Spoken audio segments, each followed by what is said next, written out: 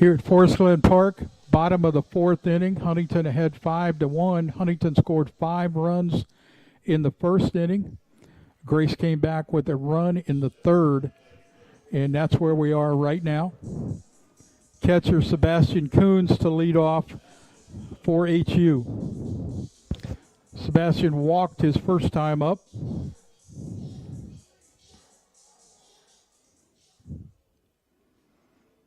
Hernandez with the leadoff pitch.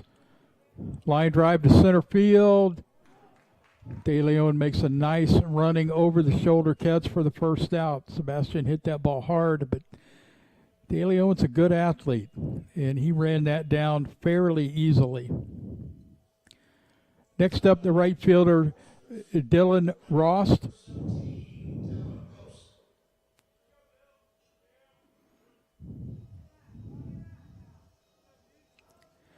Or the wind and the pitch.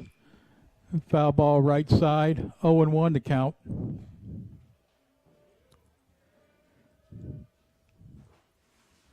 Beautiful day here at Forest Glen Park. Great weather for this series. The wind and the 0-1 pitch. Breaking ball down low to even the count at 1-1.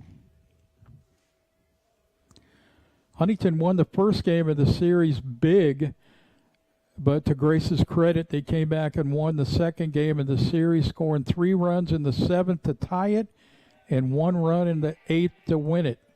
Breaking ball swung on and missed by Ross. The count is 1-2.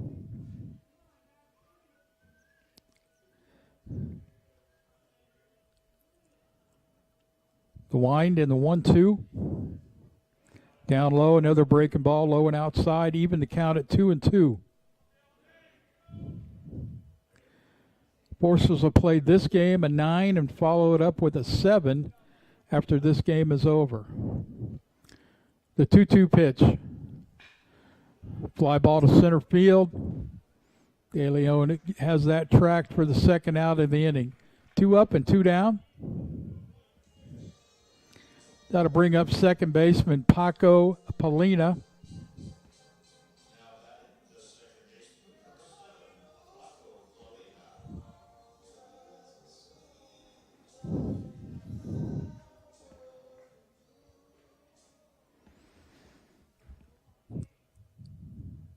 First pitch, fastball outside, 1-0.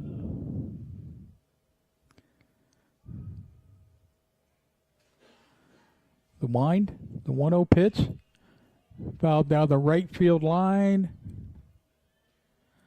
just out of play. Run out of territory pretty quickly on fly balls down the right field line. Count evens at 1-1. Hernandez has settled in after a rough first inning. Has thrown the ball well here over the last 3 innings. 1-1 the count to Polina. The wind and the pitch. Fouled off right side. Count goes to 1-2.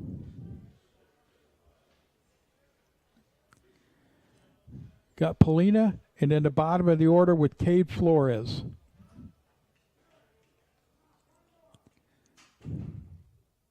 One-two pitch. Just outside. Boy, that was a good-looking pitch. I think Hernandez wanted that. The count is 2-2.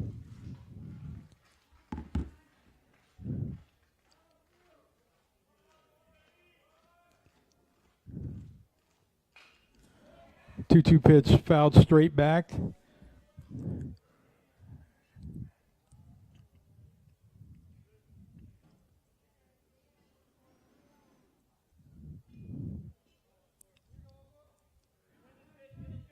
Two-two pitch.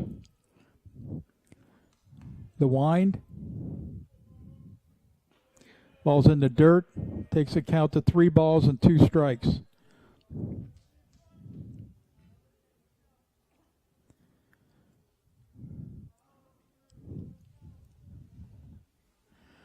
Stretch, payoff pitch, high and outside, ball 4. So Polina walks. That brings up to the plate, the shortstop, the 9-hitter Cade Flores. See what Coach Frame wants to do here. He's got speed at first. He's got speed at the plate. He's got somebody that can handle the bat at the plate. 2 outs. We'll see what happens here. Hernandez with the stretch. Quick step off, throw to first. Polina's back. Stretch. First pitch, down low. Fastball down low. 1-0 the count.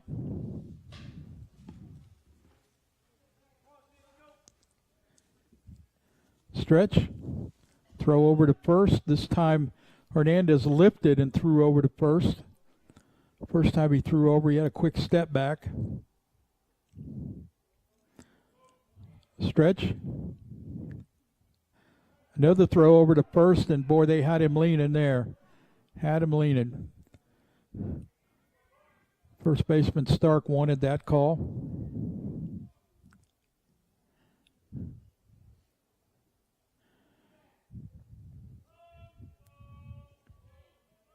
Stretch. Pitch. Fastball outside, 2-0. Hernandez has thrown over 3 times, and every time he's had a different move.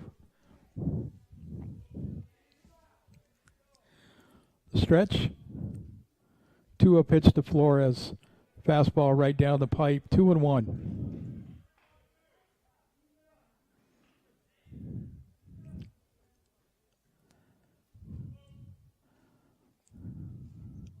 Stretch, another throw to first.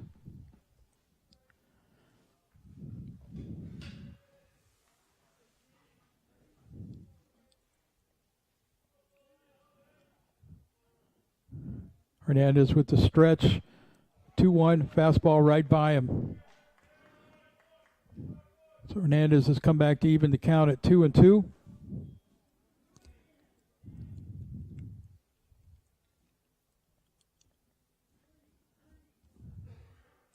Another throw over to first.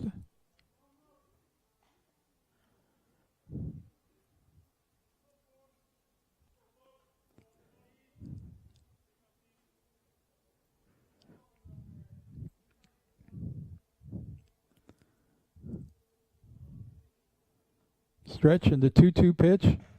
Fastball outside. So for the second straight hitter, Hernandez has went to a 3-ball, 2-strike count. So Polina will be off and running at first base when the pitch is made to the plate. And that ball hits him. So after 2 outs, got a walk and a hit batter. That turns a lineup over. It brings up number 1, Bryce Deckman. Deckman had a base hit the first time up to lead off the game and scored the game's first run.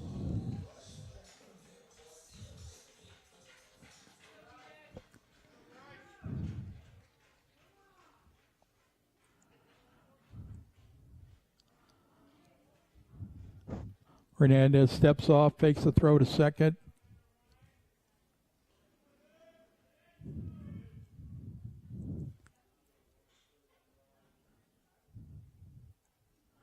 Stretch. Pitch to Deckman. Breaking ball up high.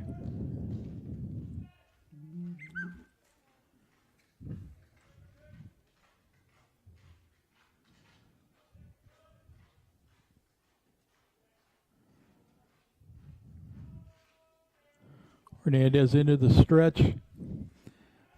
Steps off, throws to second. Polina is back standing. Lancers picked Polina off in the second game on Saturday in a key situation.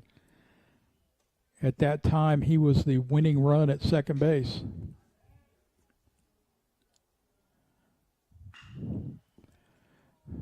Line drive to center field. De Leon will go ahead and make all 3 outs of the inning. And we go to the top of the 5th with the Foresters ahead 5-1.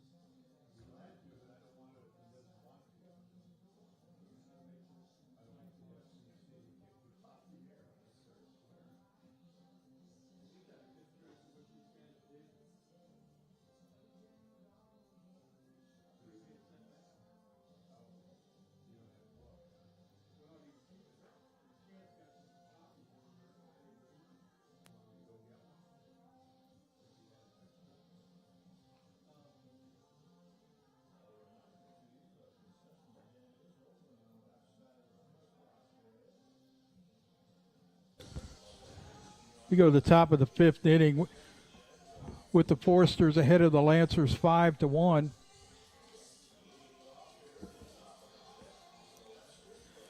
Leading off for the Lancers is John Joyce. Joyce struck out his first time up. Noah Arbuckle still on the mound for the Foresters.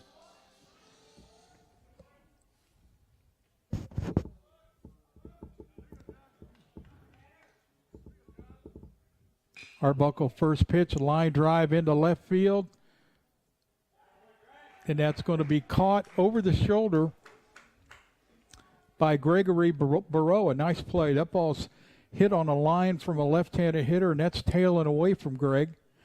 And especially up against the fence, that's a nice play.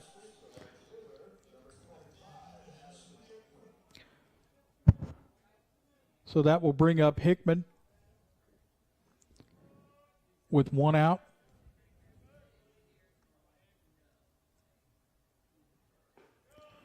First pitch, breaking ball for a called strike.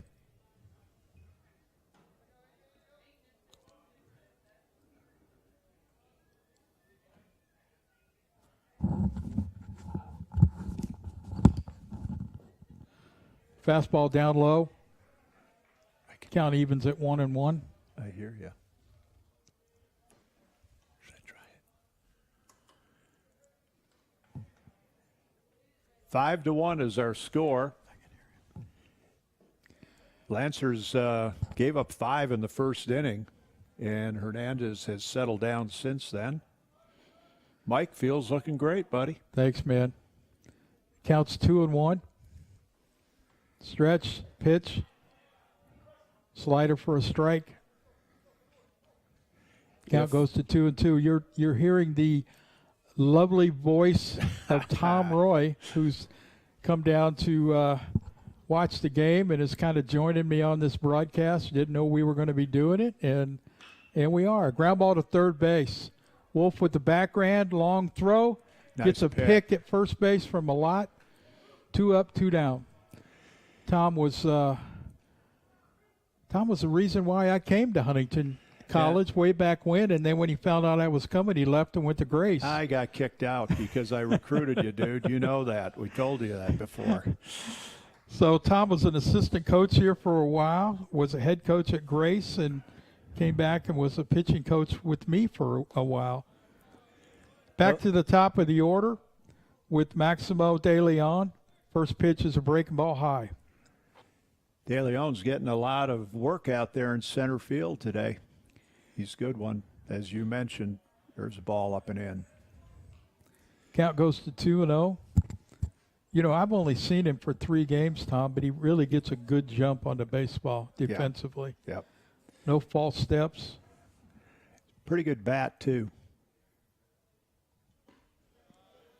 Count goes to 3-0. Fastball down. If you're listening and have never been here, you need to make it out to Forest Glen Park. Absolutely beautiful environment for a baseball game. And we have 2 of them today, so come on out for the second night game. Mike, how have those been going so far this year, weather-wise? Okay. Yeah, okay. I think tonight it's going to be even 60 at like 8 o'clock, 9 o'clock at night, so come on out. De Leon draws a 4-pitch walk. That brings up Matt Friesma. Friesma's a cheesehead, by the way, Mike. He's from Wisconsin. Wow. I knew if there was anybody on this team that was, you would know who they are. Yeah. De Leon off and running. Throw to second. Not going to get him. Throw goes into center field, but De Leon is not going anywhere. Called strike at the plate, 0-1. De Leon played for the AIA this summer and tied the record for most stolen bases in the league in Ohio. So he's kind of known for what we just saw right there. Does the AIA team still play in Dayton? No, they're at the facility, the national facility of AIA, and I can't think of the little town now, but beautiful stadium. They built a park there that's really nice. Ground ball to short. Flores up over the infield in time. 3rd out of the inning. So we'll go to the bottom of the 5th HU still up 5-1.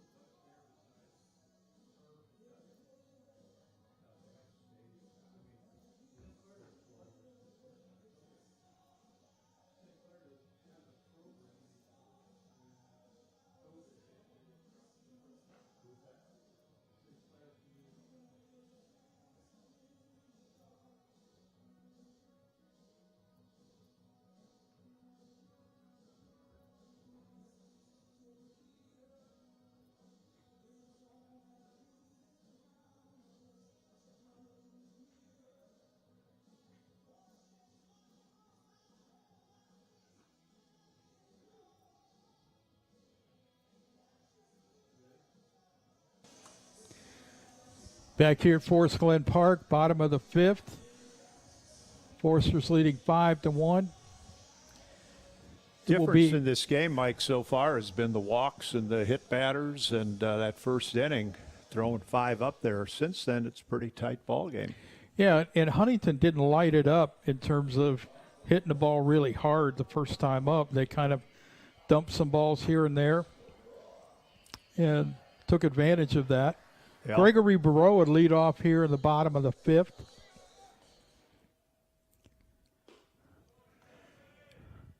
You know, they all look like line drives in the book tomorrow. Certainly do. It's really tough when they're just out of your reach.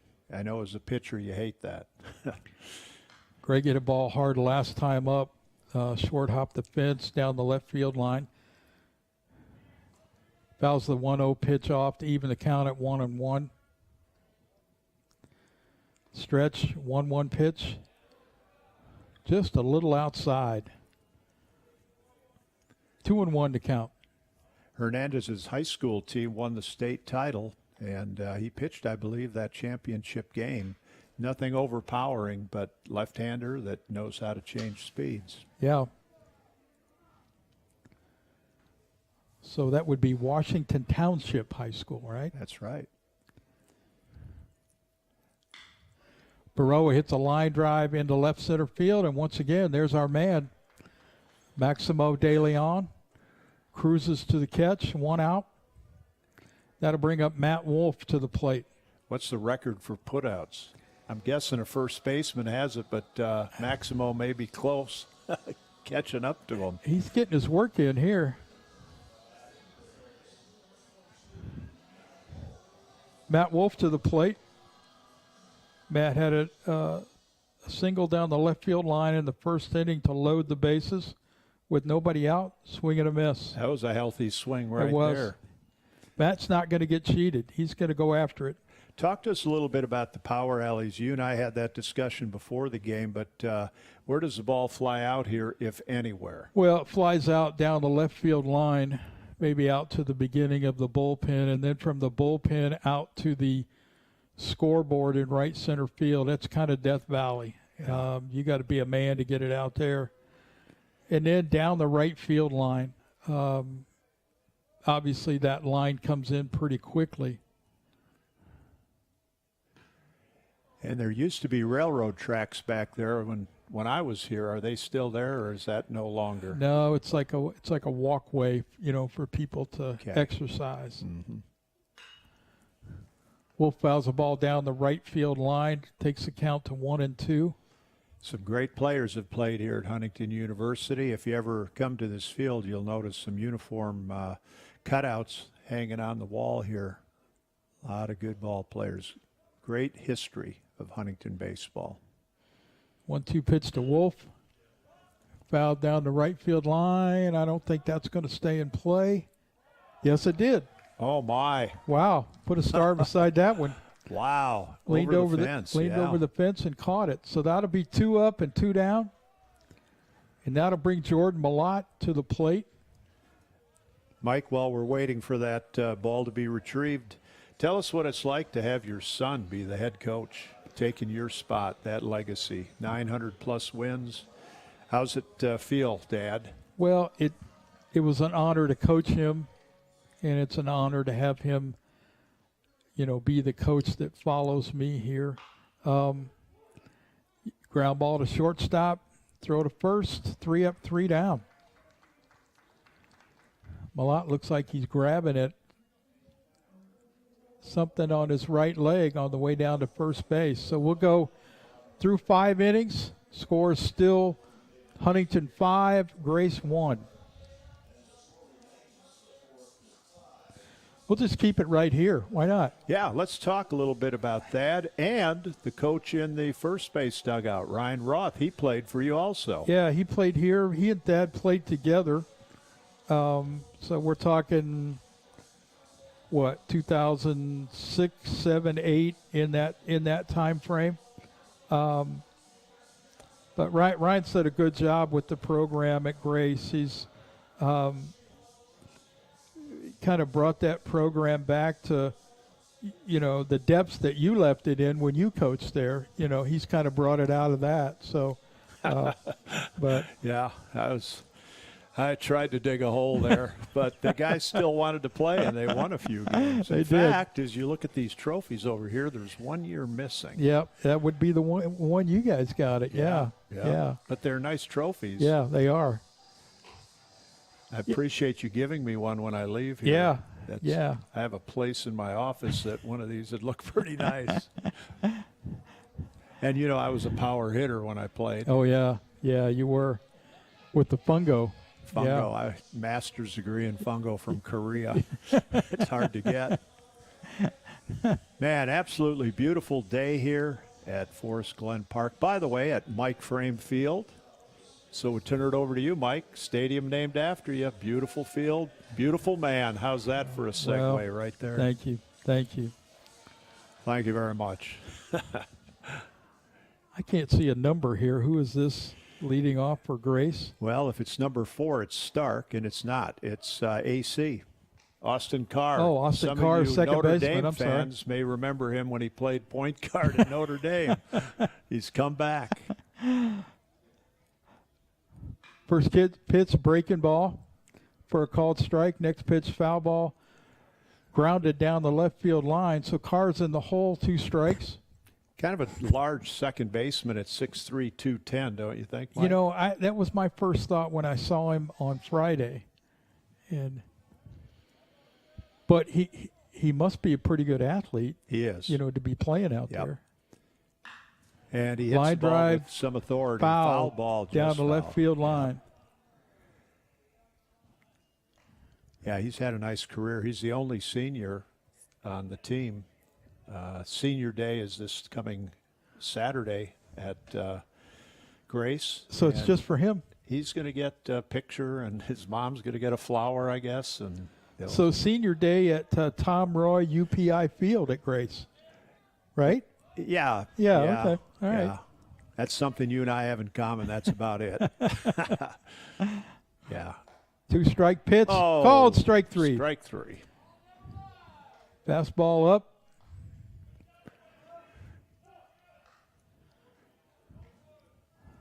So leadoff hitter out.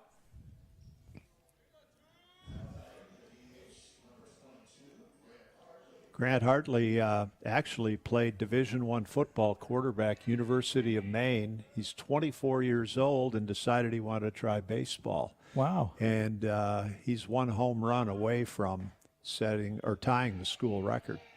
So he's brought a nice left-handed bat. He hit one out of here on... yeah, he put a charge in that one on Friday. Yeah. Yeah. Accounted for Grace's 3 runs in that first game.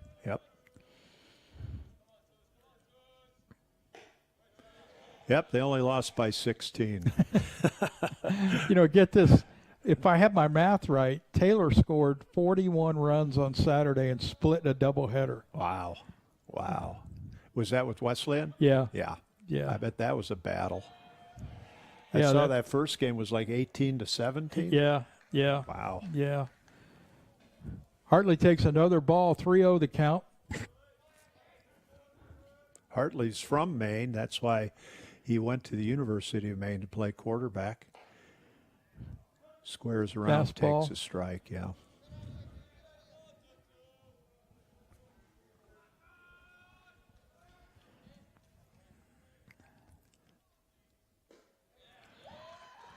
Three-one pitch, fastball low and outside.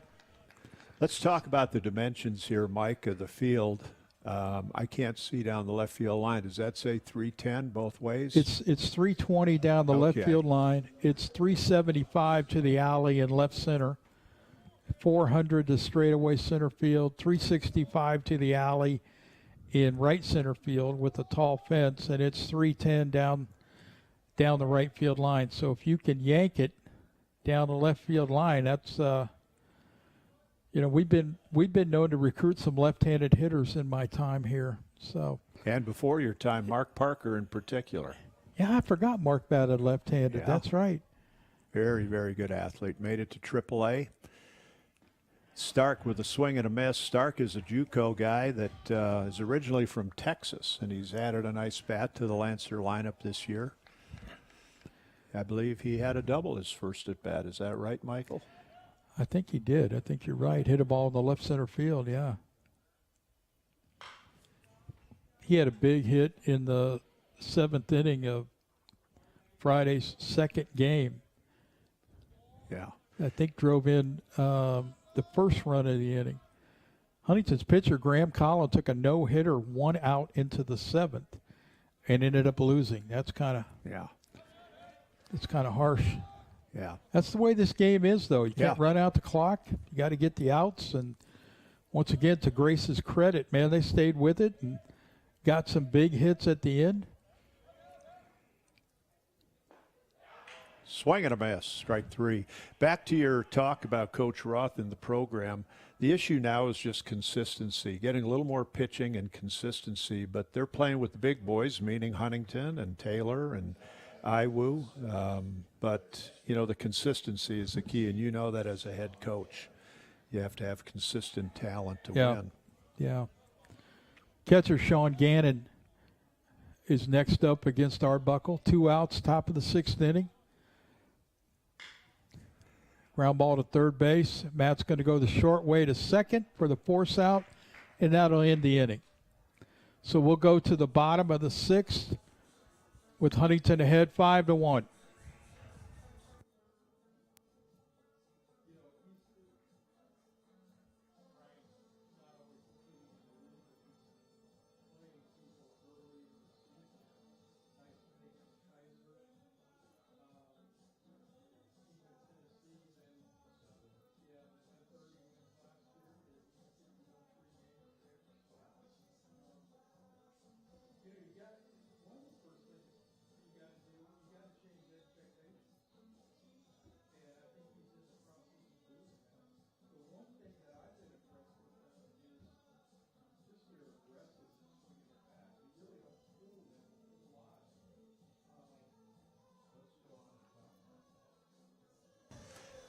We're here at Forest Glen Park, and I'm going to interview you a little bit, Michael. You were talking to me off air about the Grace team, and you've seen them play for many, many years. What's Ryan Roth brought to this program from your perspective? Well, as I mentioned, one of the first things he's changed is expectations. Kids come here with the expectation that they're going to have some success as a team, and I think that's critical.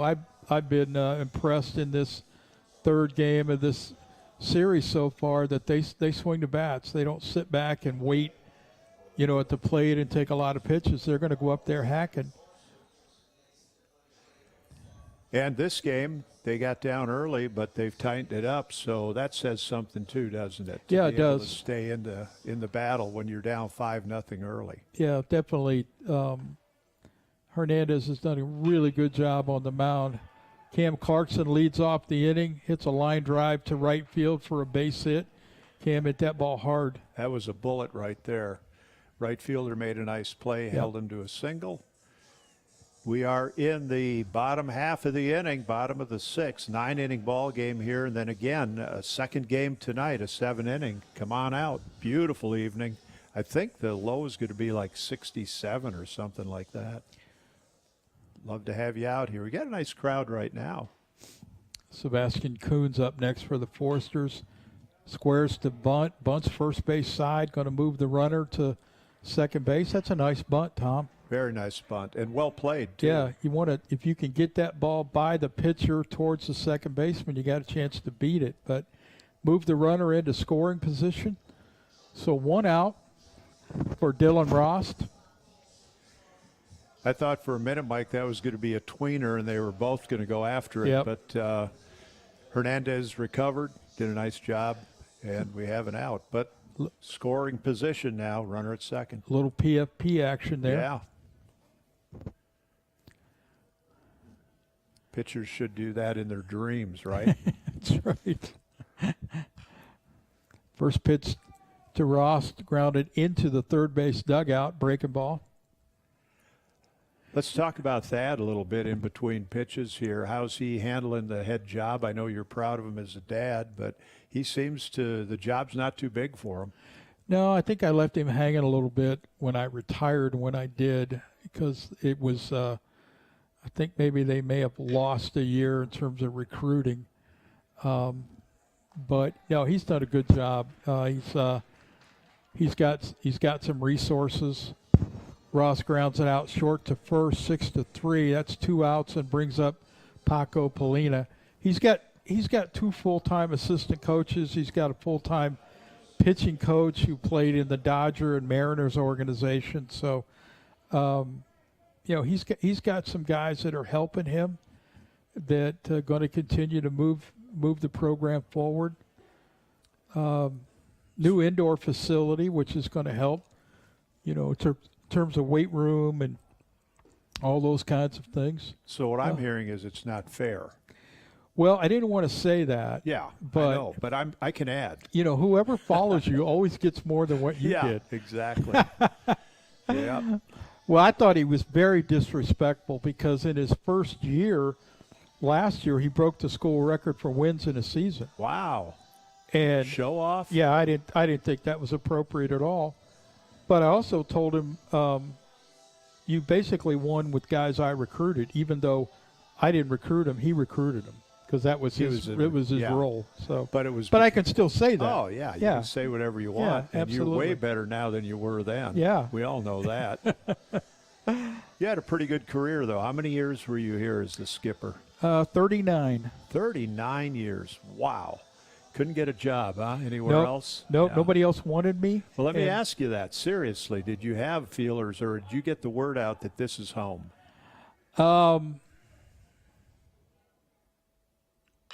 First pitch, Polina ground ball to shortstop. He's going to have to hurry in time for the third out.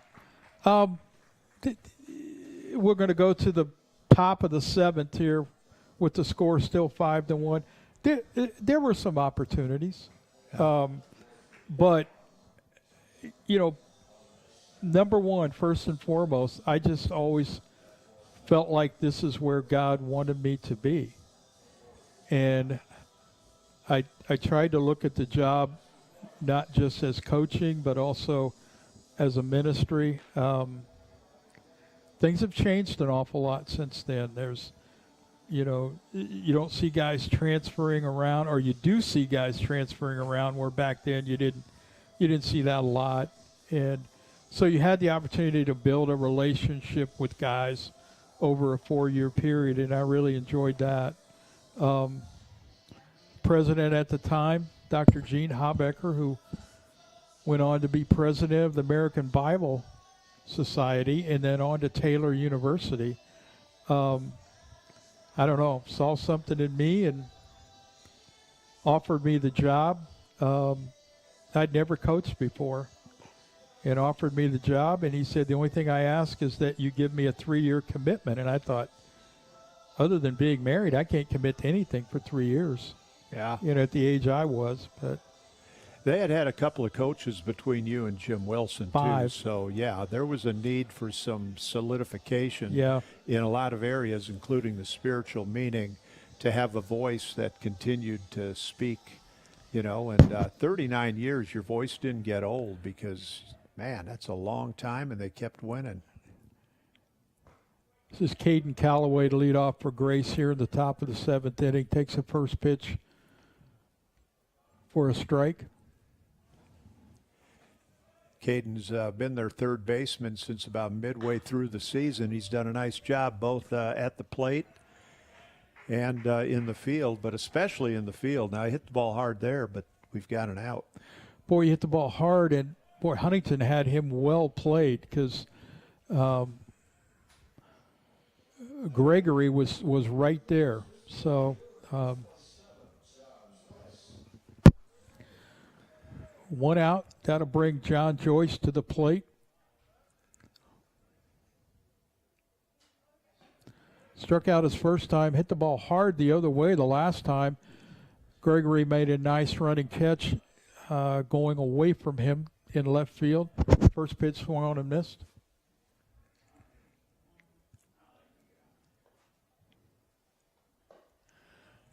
Next pitch, curveball up high.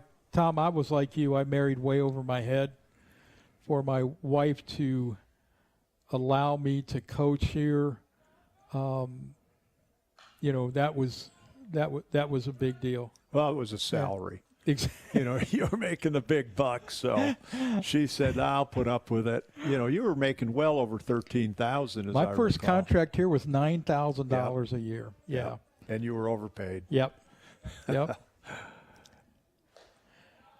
Yep. When I finally got to $12,000, I thought $1,000 a month. What am I going to do with all this money? Yeah. And so they kept you there for 39 years. 2 balls, 2 strikes, 1 out. John Joyce at the plate, left-handed hitter, the pitch. Swing and a miss, strike 3, 2 down. Well, you made all your money with baseball cards and TV and now radio. I mean, podcasting. I mean, you're just a legend.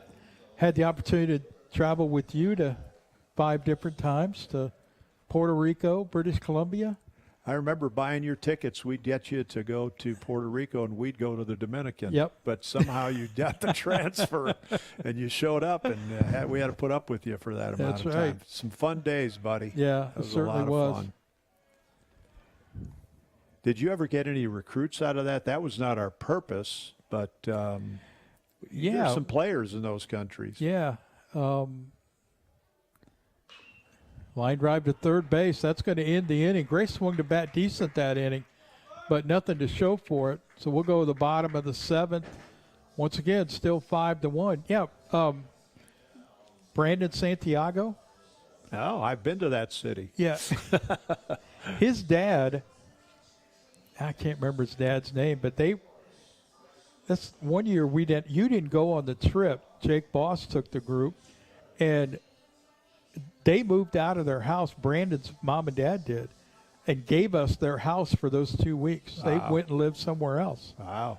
And so that was always special. Yeah, they sent us a fumigation bill. I remember that now. That was a few years ago. But you don't forget when, they had to bring in the insect repellent and, the pillows were horrible, they said. But well, that one year, slept well, I hope. One year you put us up in an abandoned building. Wasn't that awesome? That was great. No heat, no hot water. We're talking about it 30 years later.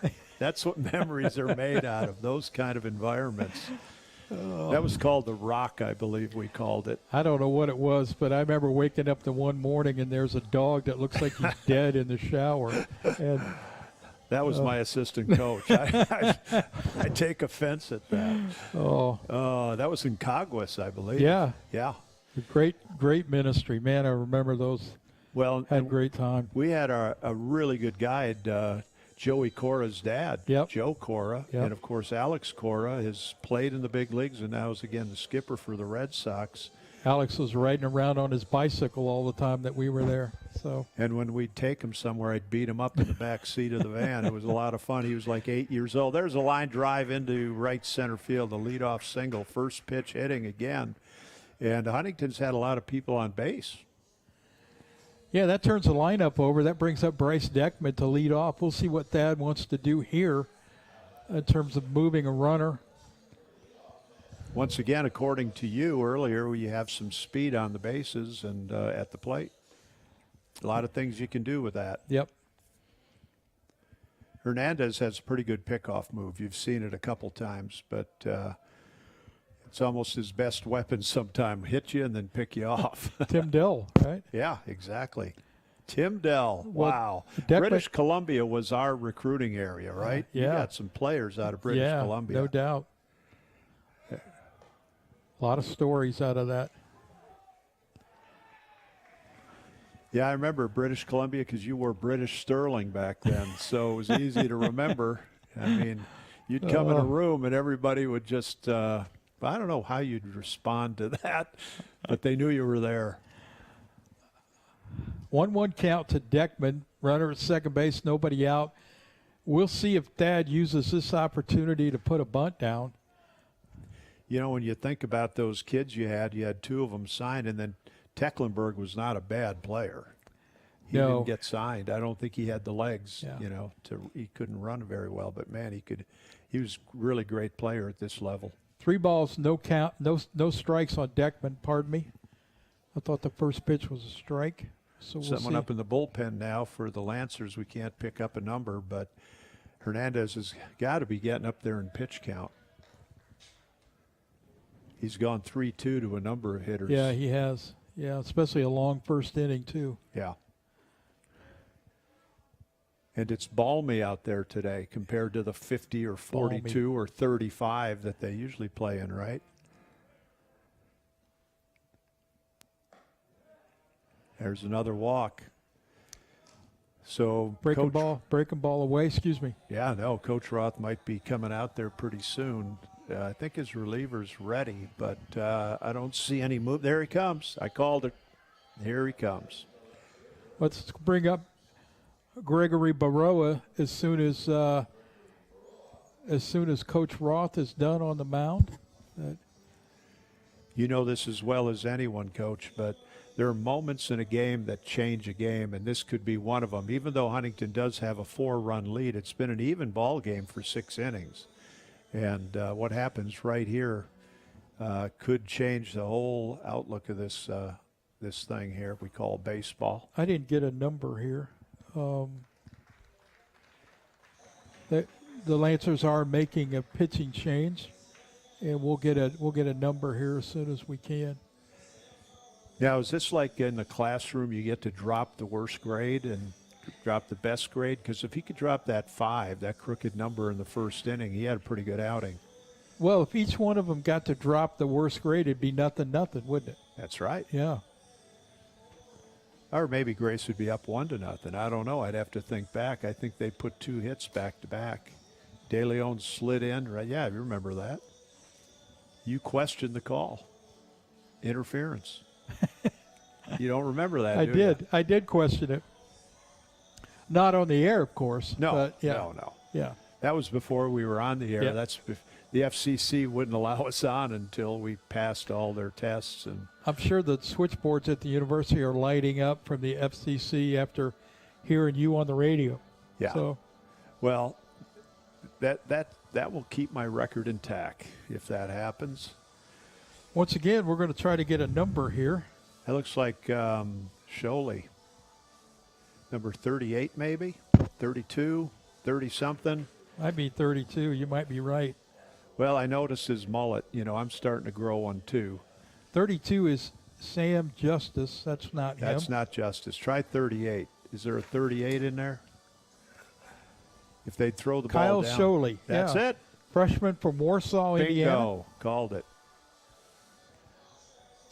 Yeah, he's only a freshman. He's been given some opportunities. He had a couple starts and actually did fairly well. Now he's coming out of the pen.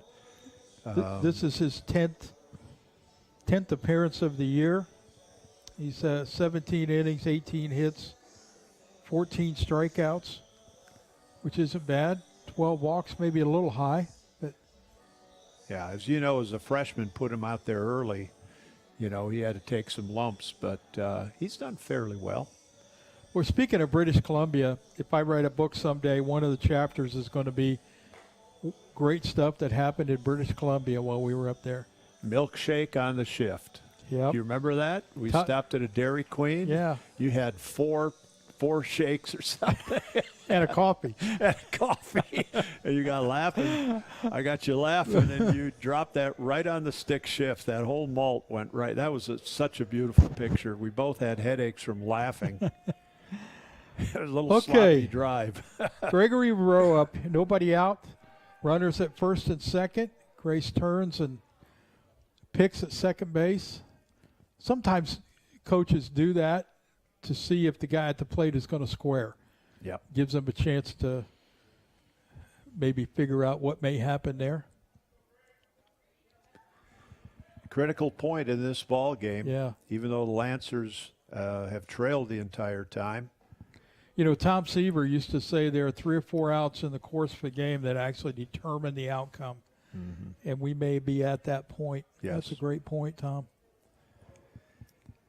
Well, it's been a good one, and we have a second one if you want to come on out. They say 6 o'clock, but I think it's usually 20 minutes in between the first and second game. Yeah, it's a half hour here. Half an hour? Okay. Yeah.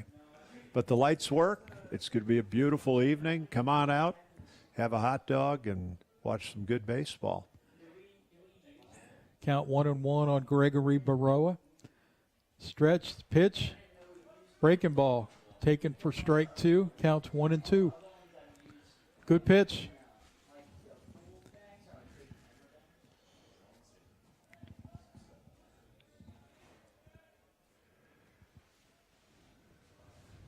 Stretch. Chopper up the middle.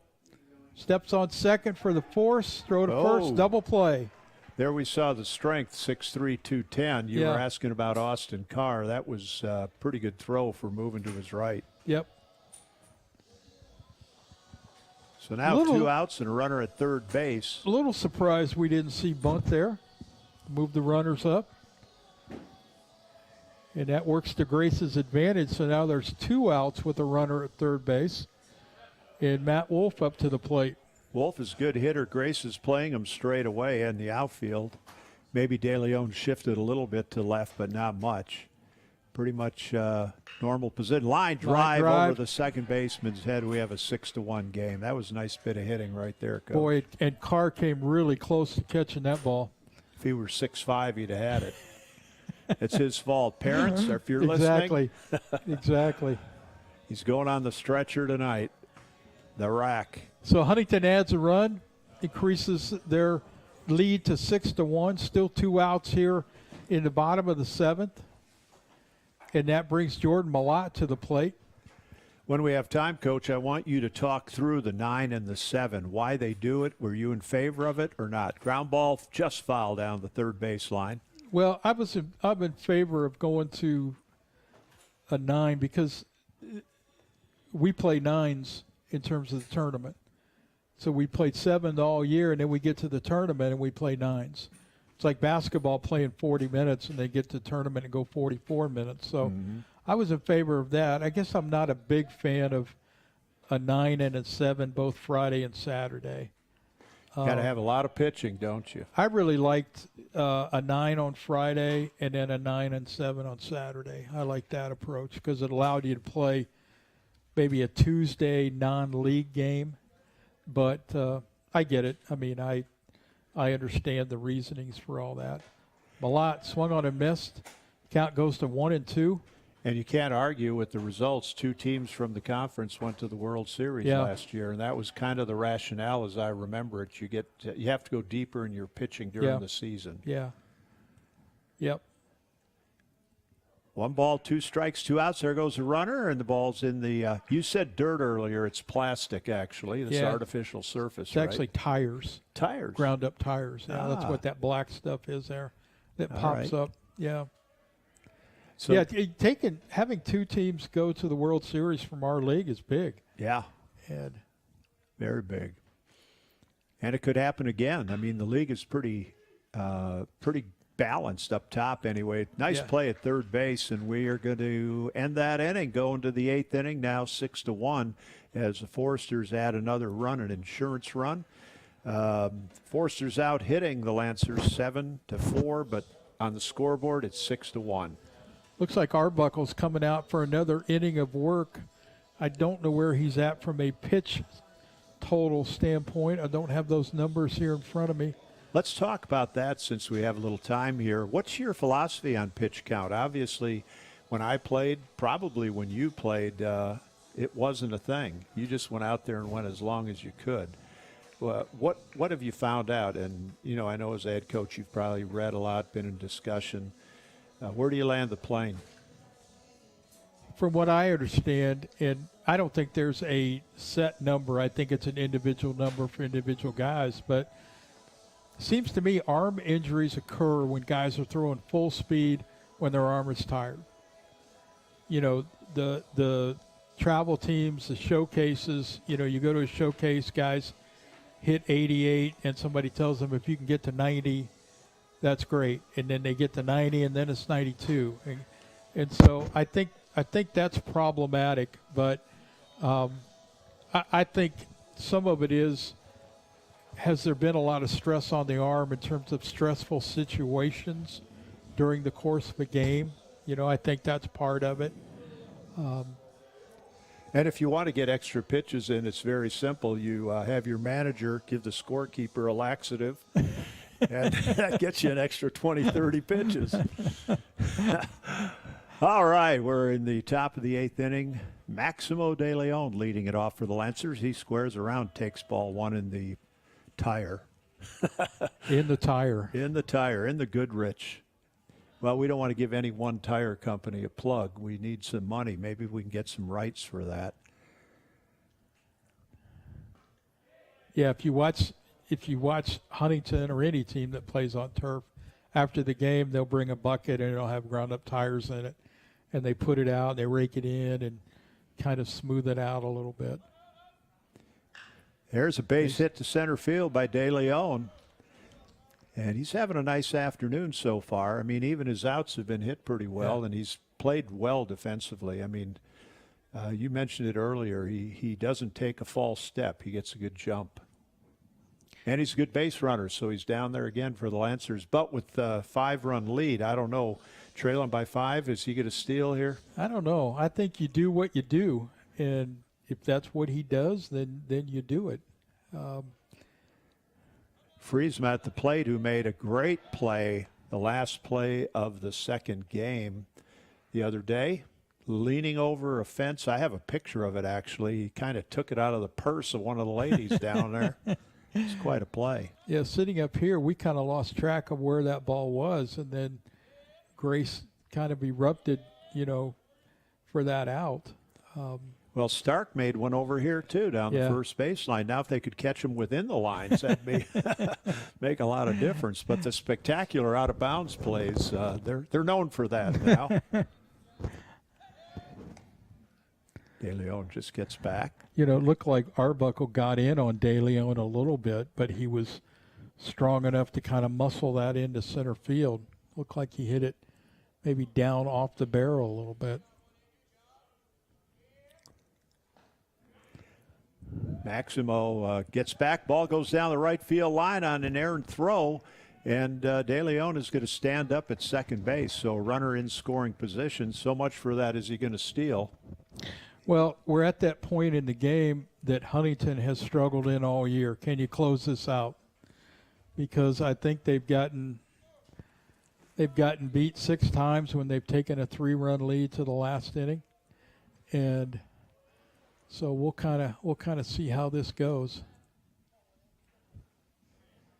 And the Lancers have been able to come back. They had 1 inning this year. They scored 11 runs. They had 2 grand slams in 1 inning. Wow. There's a shot into left center field. That's going to drop, go all the way to the fence.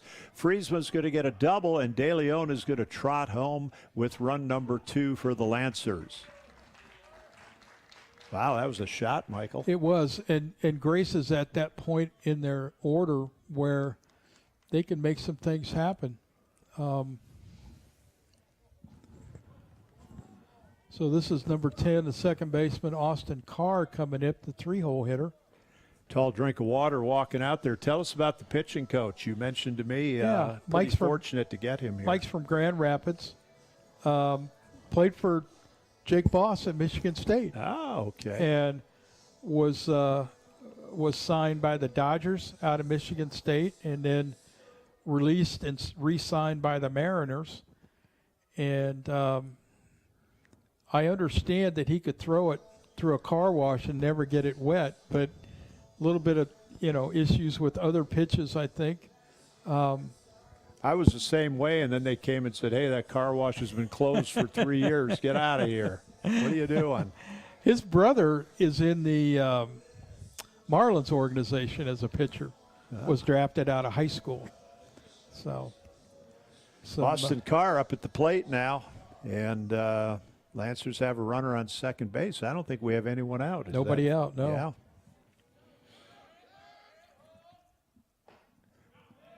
There's a strike. So if the Foresters had to go to the bullpen, who's available? You had to use some of the bullpen the other day. Well, they didn't really use anybody that was that they were kind of counting on to close the game out. So I'm assuming that a young man by the name of Adam Oxley would be in the mix. He's thrown the ball well the last couple outings. He came in relief of Graham Collin and struck out 2 kids with runners at second and third in the second game. Ground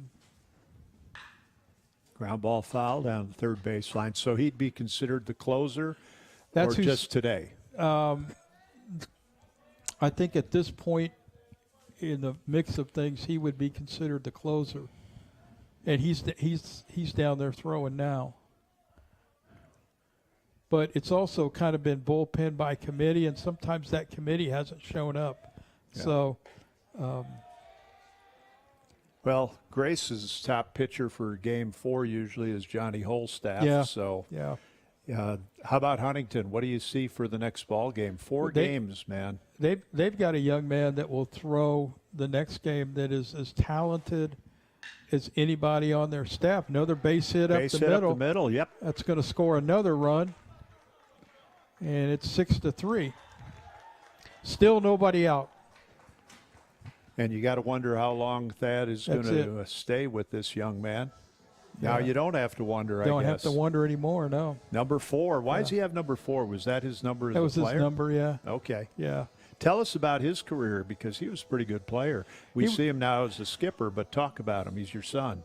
He was a good player. Had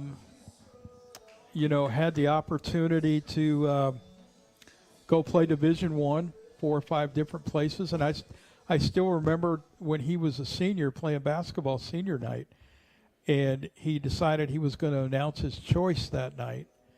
And so they announced it from the scoring table and said, Thad, making his college decision tonight is going to, and I thought it was going to be Ball State, because he really liked Greg Beals, who's at Ohio State now, and it really, but the announcer said, making his college decision, Thad's going to Huntington to play for his dad. Special moment. Oh, yeah. You don't cry, though, because you're a coach, I almost started crying right now. But there's a picture of me just kind of looking at him like, what? But no, he was a good player here. He was All-American a couple years. Then he ended up coaching in the Northwood League, right? Yeah, he coached at Miami of Ohio for a year, and then 3 years in the Northwoods League, and had a lot of experience there. And so he's, I don't know everything about everything, Tom, but I watch him, I listen to him, I see his growth as a coach, and I think he has a chance to be a really good coach. So you're going to be like the Green Bay Packers and just have one quarterback for 15 years in a row, except it's going to be at 39-39. I would compare it more You knew I was going to story. use the Packers. No. The story I like is comparing it to the Pittsburgh Steelers in terms of the coaches that they've had, which is 3 in the last Preston would know. He's good at that kind of stuff, but. Well, that's the other division. That doesn't count. And we beat him in the Super Bowl. I'm a Packer fan, by the way, if you're listening and didn't know that. And that'll be the end of that. So Green, just like you guys, like Foresters. Hey, let me take this opportunity to shout out to my cousin, Fresno, California. She's listening while she's working. So if you know Kelly and you know her boss, make sure that you let her boss know that she's really not paying attention to her work right now. And shout out to my mom down in Newcastle. My hero.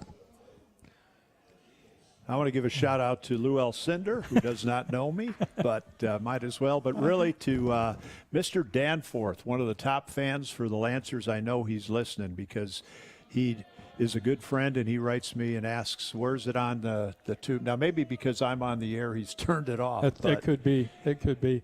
Well, they may have flipped the switch already. Neither one of we're us just may talking to be ourselves. On. Yeah. So this is a good ball game now, yeah. Coach. Swing and a miss by Hartley, who has potential. Tying run at the plate. He swings hard enough. Actually, tying run in the on-deck circle.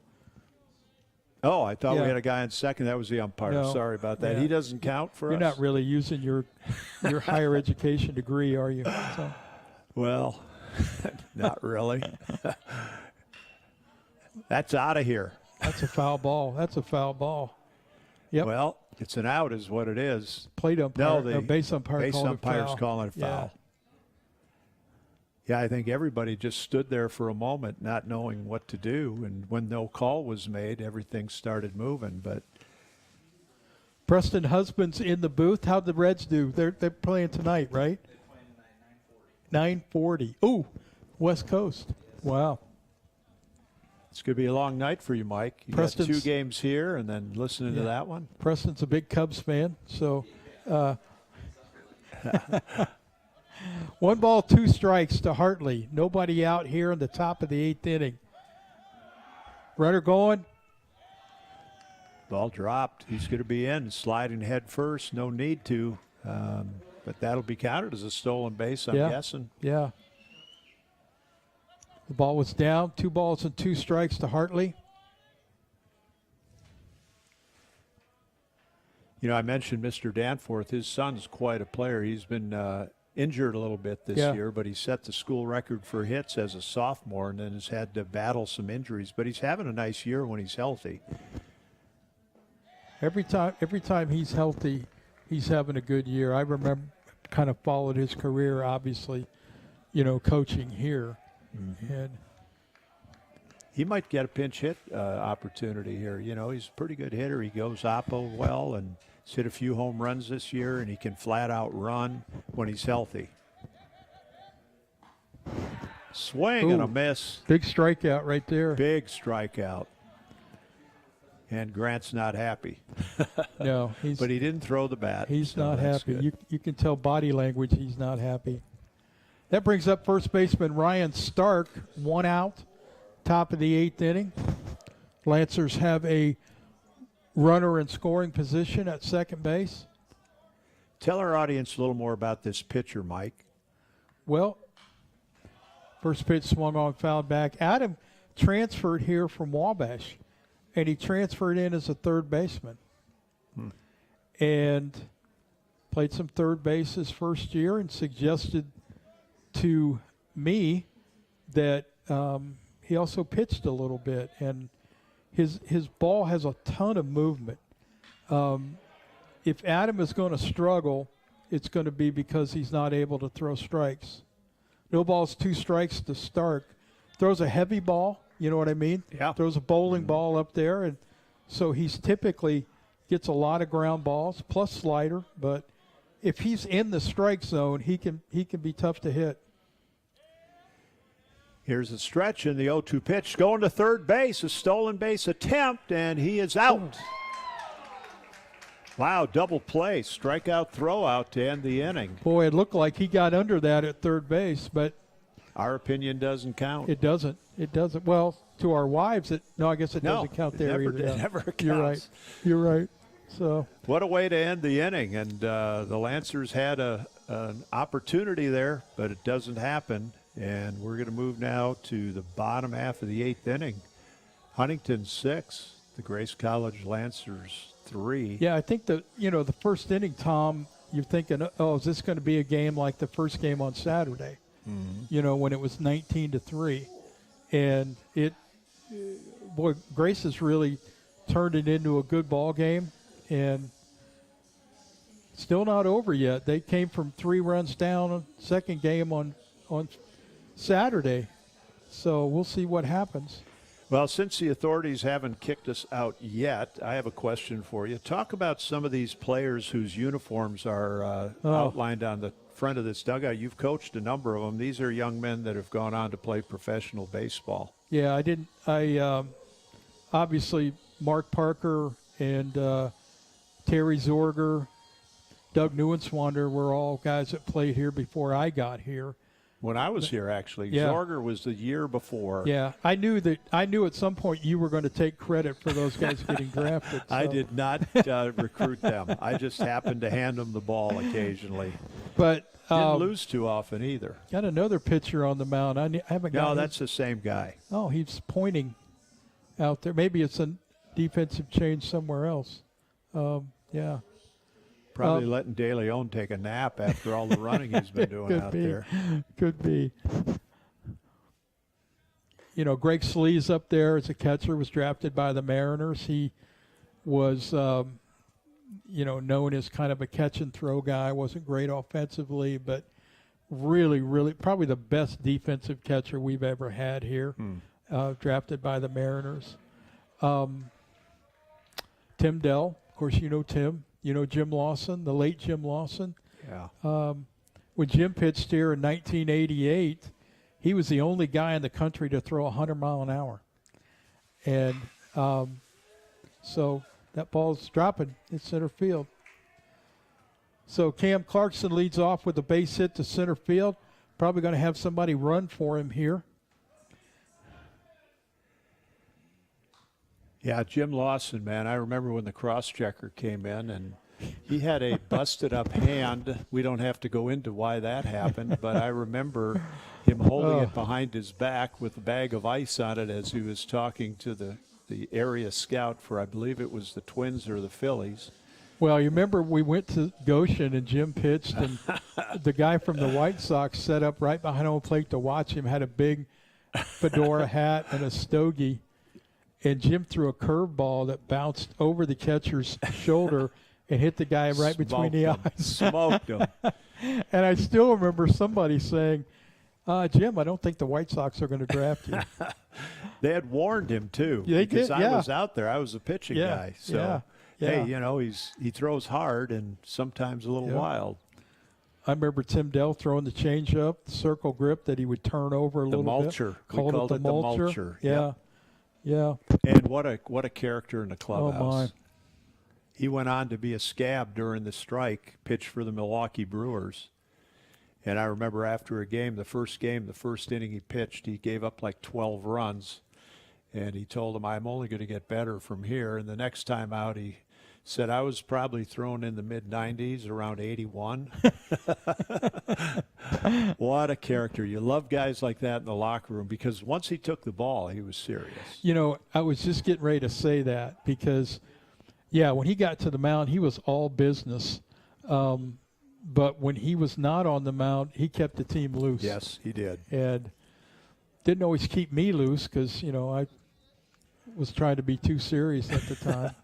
But I always thought he and David Letterman would get along well. They had the same kind of sense of humor. The Dell family, Don, Nene, what a great Don was just in the hospital. I got a Zoom call, and he couldn't feel his legs, but they told him he had to stay there. There's a pop-up to the right side. Start calling for it, makes the catch. But it was so good to see him, except he was laying in a hospital bed. But Nene wrote me about a week ago and said he is home now. So what great memories, huh? Tawasin, the baseball camp. Oh, one out, that brings Dylan Ross to the plate. Nice thing about this being on like TV, if you will, is we can talk about anything. They can see the game They going can watch on. the game. Yeah.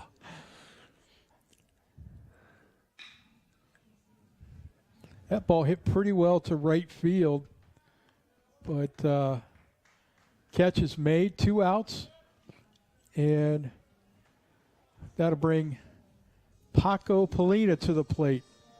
You know, you always want to win games, but if I'm Coach Roth, I'm pretty happy with the way the guys buckled down here and have played. Now, it's still not over. You never know what's going to happen because we've both seen 2-out rallies, but he has to be happy at some level. Shouldn't be happy when you lose, but you've got to redefine a win sometimes, and the Lancers sure rebounded from a 5-run first inning. Wow. It's about the process. Let's make sure the process we have towards playing the game is solid. There's a pitch, squares the butt, it's high and outside. Will take care of themselves. Yep, throw to first base, and Stark does a nice shoulder roll down there. The judges, the Russian judge gave an 8-4. That was a 10. Who's running down there for Huntington? I don't know, but he has one tackle. Kesternick is down there running. I think Stark can hurt him if he's not careful. So, man, what a great day for a baseball game, for a doubleheader. In fact, and the ball gets past Stark, and nobody knows where it is. Now Stark runs after it, and the runner's going to take second base. That was an interesting play there, Michael. Yeah, it was. Neither the runner nor the first baseman knew where the ball was. I think Stark thought it was in his mitt. Yeah, I think you're right. He finally looked up, and I guess somebody, the Grace dugouts right there, probably alerted him to the egg is not in the basket. You know, it's so great to be at the baseball field and not be sitting there or standing there going, man, I'm freezing to death. Yeah. You know, you can just enjoy the day. And this is a great place to watch a game. It's so open. And which begs my next question. Let's see what this pitch is. There's a strike. How many times were you hit with a line drive in the dugout? Because it is a beautiful place to play, and there's I got hit against Taylor. They hit a line drive over my head in the dugout, and I ducked, and the ball hit a beam behind me and came back and hit me right behind the ear and knocked me out. Really? Yeah. How long were you out? Oh, I don't know. Just, not very long, but I don't really remember a whole lot of that game. I don't know how to tell you this, but that was an assistant coach that had a hammer behind you. 1-2 pitch. There's another foul ball. 2 outs. You know, one of the things that just in conversations with Paco that I've encouraged him to do is to work on letting the ball get deeper and hit the ball the backside. I know Sam Riggleman, both of our good friends, always talked about RBIs happen on the backside, and I'd like to see Paco do that here. Nope. That's a nice pitch. Swing and a miss. And we're going to go to the 9th inning. Let's see what happens. The last ball game here went extras. We're done with 8. Huntington University 6, Grace College 3. Well, it's and I think it's been this way for Grace a little bit. Talking to Ryan on Friday, you never know if you're going to be able to close out a game. Right. And I think I told you earlier, Huntington's lost 6 times when they've taken a 3-run lead to the last inning. And that's hard to do, Tom. Yeah, that's hard to do. It's hard on your heart and everything else as a coach. So let's talk a little bit about this ballpark, because you were here for 39 years. It started out, obviously the location is great, but there have been a lot of things that you did during your reign as king. Why don't you tell the audience a little bit about Well, when I came here as a player in the fall of '79, there was a backstop behind home plate, but there were openings at the end of the backstop towards the dugouts. And there was a picket fence in right field. There was a partial fence in left field. There was a scoreboard in left field, just out there to the left of where the big tree is, kind of right there in front of Tom King's house. That was it. Yeah. No press box. I remember. Portable seating. The tennis courts were back here behind the first base dugout. Yep. And it has always been a great location, just not a very good field. And I remember losing baseballs in that little creek right over there. And coming in, you had to slide down the hill. Now you have a nice entryway in left field. But as a visitor, when I coached at Grace, you came down with skid marks all over your knees because you fell down coming down that hill. It was pretty impressive. And this is home field advantage. This is Anakin Pettit. Am I saying that right? Yeah. Okay. Pitch hitting here to lead off the ninth inning. I'm a fan again of Anigan. I really am. He's a good kid. He's a freshman from Tippecanoe Valley High School. Oh, yeah. The home of Greg Hoover. Yes, exactly. That's what it says on the sign. Shout out to Greg. Town. Yeah. When they did that, they took it down when he became a Kansas City Chiefs fan. They decided that he was not worthy of a sign on the edge of town. I'm okay with that. Yeah. I'm all right with that. Yeah. So, wow. Swinging Good a miss. morning, good afternoon, and good night there. So the first out of the ninth. 6-3 is our score. Lancers being out hit 8-7. Both teams with one error. Pretty clean baseball game played here this afternoon. Yeah. First one of two. That brings up Caden Callaway, excuse me. First pitch down low. So tell us again about game two and who's going to be out there on the hill. There's a young man for Huntington. I'm not sure about Grace. For Huntington, it'll be a young man by the name of R.J. Anglin, who's really talented right-handed pitcher. It's a freshman from LaPorte, and he and the shortstop here play ball together. But R.J. can run it up there. He's very aggressive. He's going to get the ball, throw the ball. You know what I mean? That kind of kid. And fly ball to right, so there's 2 outs. Lancers up to, down to their last out of the ball game, actually. Here's the first pitch, just a little outside. 1 ball, no strike. I think the Lancers are throwing Mason Meyer, who was from Manchester, right-hander. Okay. And we'll see what happens. Mason's pretty decent fastball. And if he has command, there's a shot down the first base line, but right at the first baseman, and that's the ball game. Lancers go 1-2-3 in the top of the ninth inning, and game one belongs to the Foresters. Final score, Huntington 6 runs on 8 hits and 1 error. The Lancers 3 runs on 7 hits and 1 error. Game two in about a half an hour, right, Michael? Yeah, that's typically what it is. So that would put it about 5:45. Once again, great night. Tom would give you the temperature. He's given it 3 times, and every time he's given it, it's been different. So I think the last time it was up to 67. Currently, temperature 98.6. Oh, wait, that's my temperature. Sorry about that. I think it's about 72 degrees, 74. Wow. 74 so it's gonna, on it's the gonna old be Android. It's going to be on the 60s, so come out. We got concessions. Great night to watch baseball. And, Tom, thank you. Mike, it's been fun. It's been fun, and Mike will be giving autographs if you want before the next ball game. If you want to find him, he hides pretty well, but a lot of fun. And reminiscing, and that's what's fun about having it like a TV screen, if you will, because there's time to talk. But we've had some fun, Michael. Yes, sir. And you've done a great job, and congratulations every time you look out here. There's a lot of work, but made a lot of money. A lot of going people. and talking to people with my hand out, Yes, exactly. So, yeah. All right, it's been fun, Michael. All right, we'll see you on the second game here in a few minutes.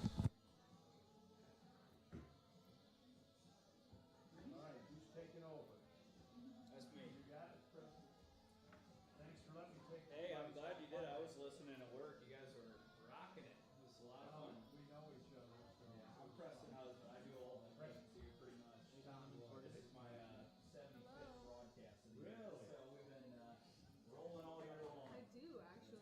Yeah. It was nice to listen to you. Thank you. Yeah. It is, yes.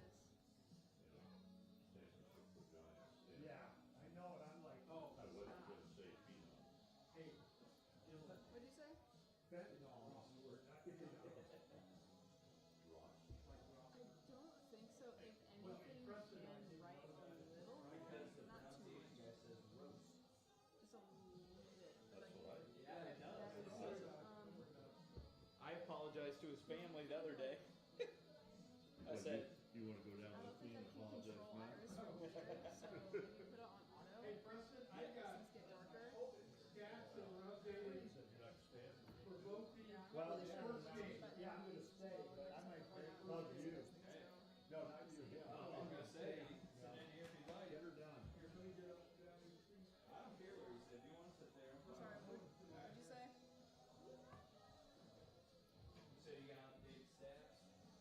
Well, yeah, through the It start of might the be. day today. That's what I usually ask. Well, that was great. I was listening at work for a long time. Well, I hope it sounded okay. No, it was good. You guys obviously know each other, and that made it easy to Maybe listen not. to. We've been on Okay, you do that. 6 Yeah, no problem. He ran baseball Alright. Really? ministry called Unlimited Like the worst Professional, hearing ever. and he would take major league players around the world, And I was watching the Pittsburgh. and they would go do a clinic. Yeah. With these major league players and college coaches, I sent you this. and then the major league players would I haven't stand watched and any of touch those. them. It's a K-pop. It's a A-K-pop. K-pop. That's how I Oh my got goodness. It's really A-K-pop. good friends with Harold Lynn. Okay. Because I used I to saved fly the one to you sent British me. Columbia. You probably heard us talking about That's that. it.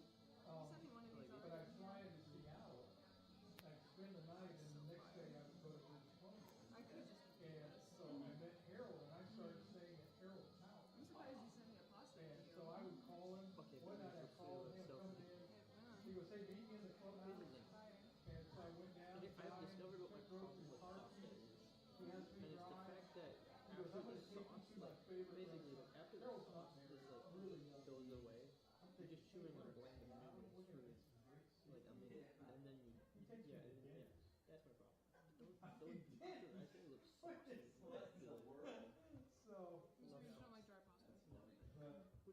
so a couple years ago, Harold spoke at the national convention. Spoke, and they take you to a room, and then you can ask him questions. Yeah. So I went out there to just say hi to him and that kind of thing. So people are asking questions, they're leaving, there's only a handful love of this people song. left. He looks up, I'm standing behind No, some it's so guy, good. and he does one of these, big and he thing. goes, no, Craig, you can't stay at my house tonight. That's awesome.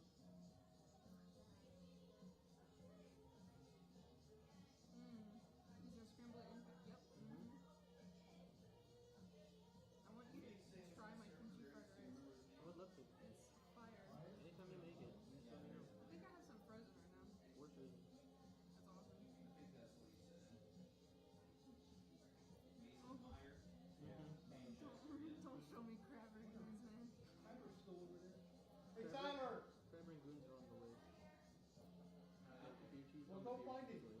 I would do so. Unless I don't talk to you about No, I was gonna crab rangoons. I love crab maybe tell him to try something on the scoreboard instead of turning it on and turning it back, or turning it off and back on. Maybe just go back through and delete the numbers and see if that works. Does that make sense? Yeah. Okay. It may not, I don't